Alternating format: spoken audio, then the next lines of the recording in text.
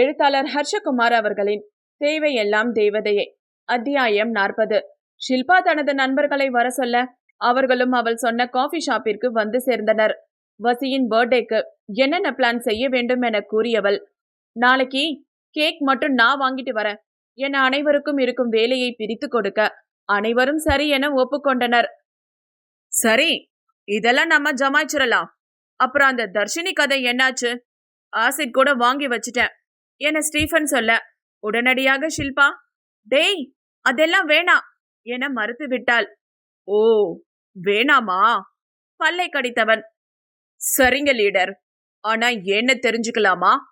டேய், அவ தேவாவை தான் லவ் பண்றாளாம். வசிக்கும் அவளுக்கும் இடையில ஒன்னும் இல்லைன்னு அவனே சொல்லிட்டான். ஓஹோ, ஓகே, அப்ப ஓ ரூட் கிளியர், அப்படித்தானே? எஸ் கைஸ், அவ சாப்டர் இனி வேணாம், அத மறந்துருங்க. பா, நீ எவ்வளோ செல்ஃபிஷ் பாரு. உனக்கு ரூட்டு கிளியர்னு தெரிஞ்சதும் எங்களை கழட்டி விட்டுட்டல்ல. அப்போ உனக்கு மட்டும்தான் நாங்க ஹெல்ப் பண்ணணும், நீ எங்களுக்கு பண்ண மாட்ட, கரெக்டா? ஸ்டீஃபன் அவளை மடக்கி பேச முயற்சி செய்தான். டேய், அப்படி இல்லடா, வசி மனசுல நான் எப்படியாச்சும் இடம் பிடிக்கணும். இப்ப போய் இதெல்லாம் செஞ்சா என் முகத்தை கூட அவன் பார்க்க மாட்டான். அவன் எனக்கு கிடைக்கணும் தான் இந்த பிளானே போட்டேன். அவன் எனக்கு கிடைக்க போறான். சோ இந்த பிளான கை விட்டுறலாம். அப்ப எனக்கு தர்ஷினி மேல ஒரு இன்ட்ரெஸ்ட் இருக்கே, அதுக்கு என்ன பண்றது? டேய், நீ என்னமோ அவளை லவ் பண்ற மாதிரி பேசுற. சும்மா அவளை அனுபவிக்கணும் அதானே உன் எண்ணம். அதுக்கு பதிலா உன் கூட நைட் ஸ்டே பண்ணதான் நிறைய உனக்கு கேர்ள் ஃப்ரெண்ட்ஸ் இருக்காங்களே, பிறகு என்ன? அதுல யாரையாச்சும் சூஸ் பண்ணிக்க என்ன கடுப்புடன் சொல்ல. அதெல்லாம் நீ பேசாத, எனக்கு தெரியும். எனக்கு தர்ஷி தான் வேணும். முடியுமா முடியாதா? No way. அப்படி அவளை நீ ஏதாவது பண்ணணும்னு நினைச்சா அந்த எண்ணத்தை இதோட விட்டுடு. இல்லனா உன்னை நானே விட மாட்டேன்.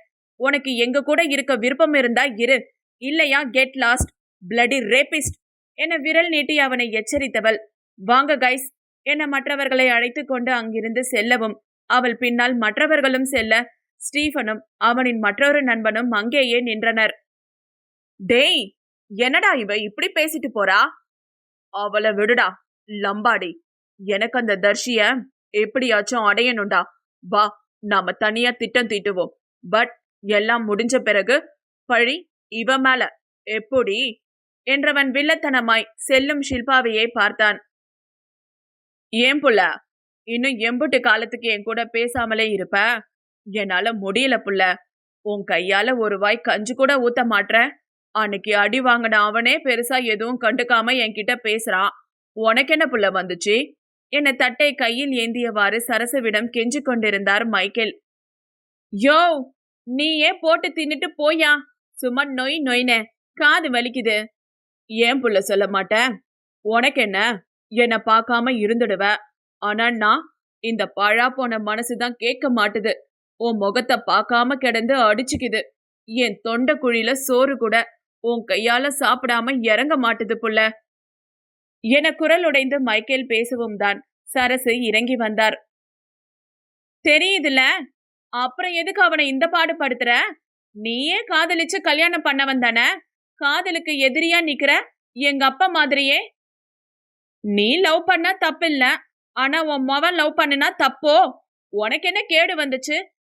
ஏன் என்ன லவ் பண்ணி கல்யாணம் பண்ண, என் கூட நீ சந்தோஷமா இல்லையா?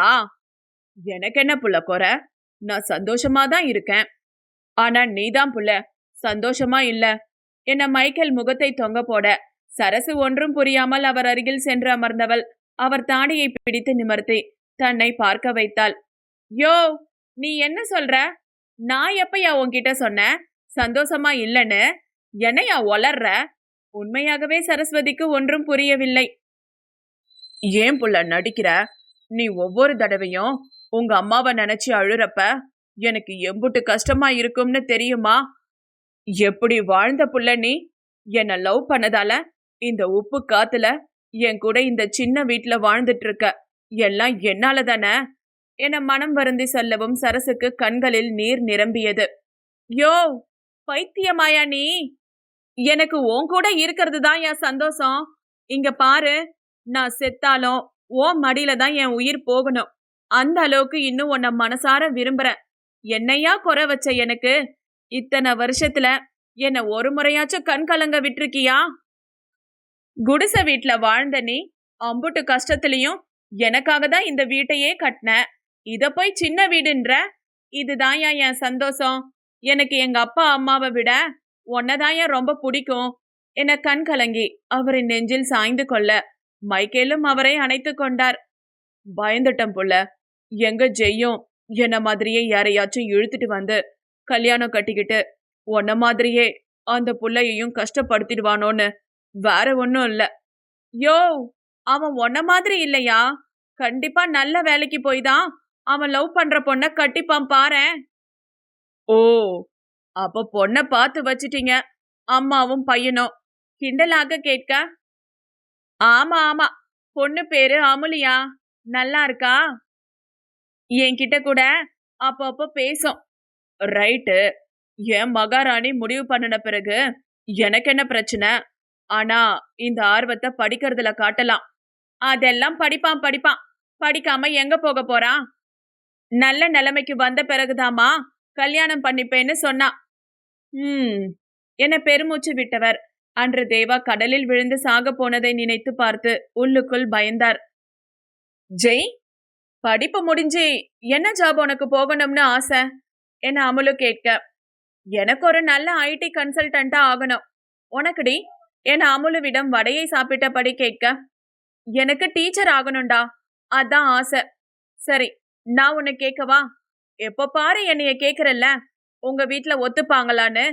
உங்க வீட்ல எப்படிடா? உங்க அப்பா ஒத்துப்பாரா? எங்க வீட்ல எங்க அம்மா தான் எல்லாமே. அவங்க என்ன சொல்றாங்களோ அதத்தான் எங்க அப்பா கேட்பாரு. இந்நேரம் எங்க அம்மா டோஸ் விட்டு அவரை சரி பண்ணிருக்கோம் என சரியாக கணித்து சொல்ல அமுலு சிரித்து வைத்தாள். தர்ஷினி கிளாஸில் தேவாவையே வைத்த கண் வாங்காமல் பார்த்து சைட் அடித்தே அவனை வெட்கப்பட வைத்தாள். ஒடி பாவி, நானெல்லாம் உன்னை பார்க்கவே பயந்து பயந்து பாப்பேன்.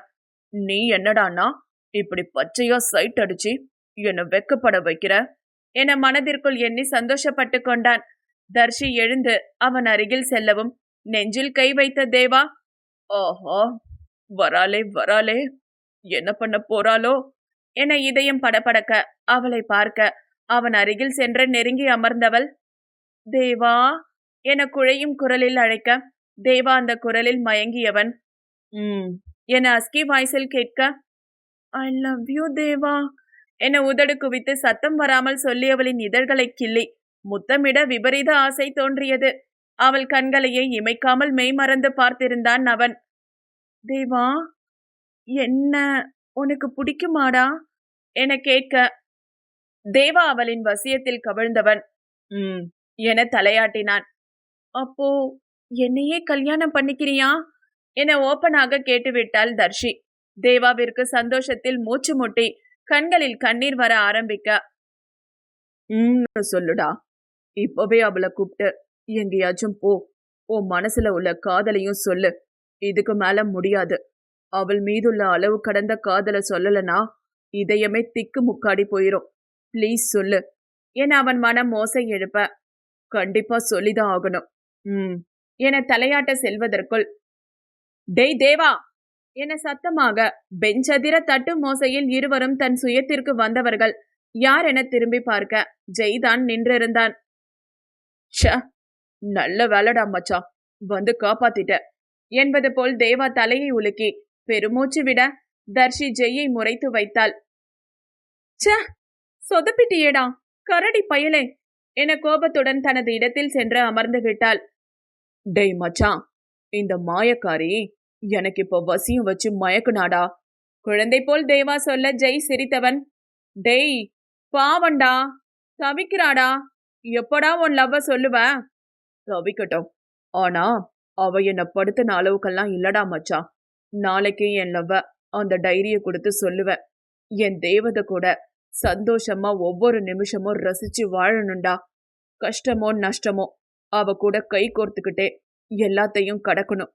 அவளுக்கு திகட்ட திகட்ட காதலை மட்டும் கொடுக்கணும்டா உணர்ந்து கூறியவனை உற்று பார்த்தான் ஜெய். என்னடா அப்படி பாக்குற? மச்சான், ரொம்ப சந்தோஷமா இருக்குடா என மனதார சொல்லிய நண்பனின் தோள் மீது கை போட்டு தர்ஷியை தான் பார்த்தான். நாளைக்கு வசி பர்த்டே பார்ட்டிக்கு போயிட்டு ரிட்டர்ன் வரப்ப அவளை தனியா கூப்பிட்டு போய் அவளுக்காக வாங்கின ரிங்க அவ விரலுக்கு மாட்டி விட்டு ப்ரப்போஸ் பண்ண போறேன்டா மச்சான். அது வரைக்கும் கொஞ்சம் ஓவரா வெறுப்பேத்தி பார்க்க வேண்டியதுதான். நீ நடத்து மச்சான் என்றான் ஜெய். கல்லூரி முடிந்ததும் அனைவரும் தங்கள் வீட்டிற்கு செல்ல தர்ஷி நொந்துதான் சென்றாள். ஸ்கூட்டியும் கொண்டு வரல, இனி கெஞ்சி வேஸ்ட்.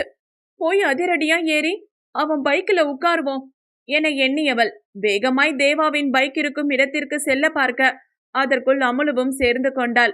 இருவரும் யதார்த்தமாய் பேசிக்கொண்டே செல்ல அங்கு லைப்ரரி அருகே தேவாவின் பக்கத்தில் அம்ருதா நின்று தொட்டு தொட்டு சிரித்து பேசுவதை பார்த்து வெறி பிடித்தவள் போல் ஆனாள் தர்ஷினி.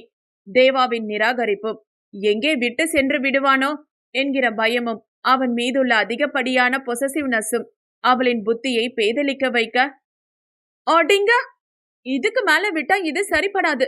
ஸ்ருதி, இந்த புக்கையும் பேக்கையும் கொஞ்சம் பிடி என அவள் கையில் அனைத்தையும் திணித்தவள் வேக நடையுடன் இருவரும் நின்று பேசும் இடத்திற்கு சென்று அம்ருதாவை பிடித்து ஒரே தள்ளாக தள்ள அம்ருதா நிலை தடுமாறி கீழே விழுந்தாள்.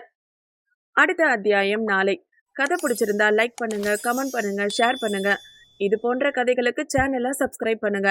மீண்டும் நாளை சந்திக்கலாம். நன்றி, வணக்கம்.